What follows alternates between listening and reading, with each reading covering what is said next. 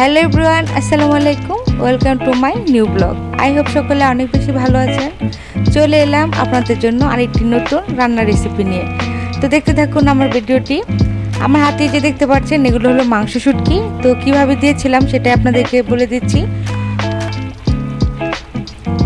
প্রথমে আমি হাড় ছাড়া যে গরুর মাংস আছে সেই মাংসগুলোকে আমি যতটুকুই দিব আর কি, সেই পরিমাণে আপনারা চাইলে কম বেশি নিতে পারেন, এটা আপনাদের ইচ্ছা অনুযায়ী।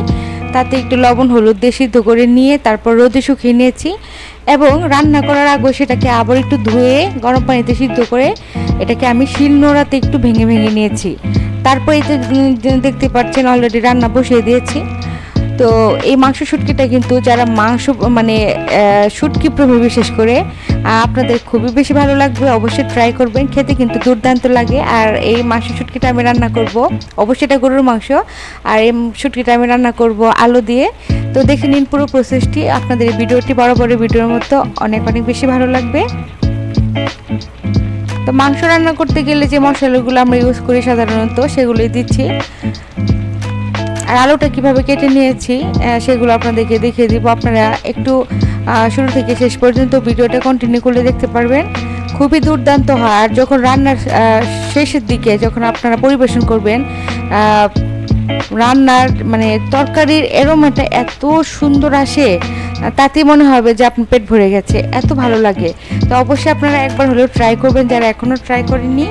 আর যারা খেয়েছেন অবশ্যই আমাকে কমেন্টস করে জানাবেন এর স্বাদ কেমন।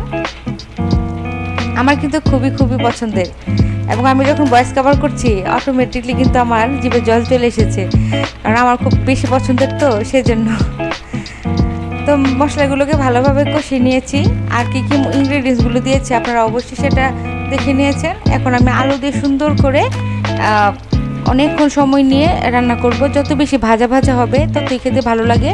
একদম ঝরঝরে গরম ভাতের সাথে খেতে তো দুর্দান্ত লাগে। চাইলে আপনার পোলাও দিয়েও খেতে পারেন। সব মিলে খুবই খুবই একদম মুখরোচক একটা রেসিপি।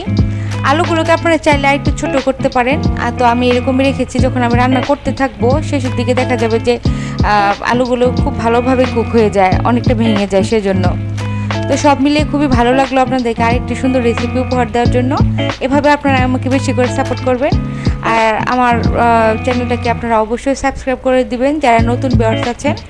এবং এতক্ষণ আমার সাথে থাকার জন্য আপনাদেরকে মেনি মেনি থ্যাঙ্কস। দেখা হবে আরেকটি নতুন ভিডিওতে। আল্লাহ হাফেজ।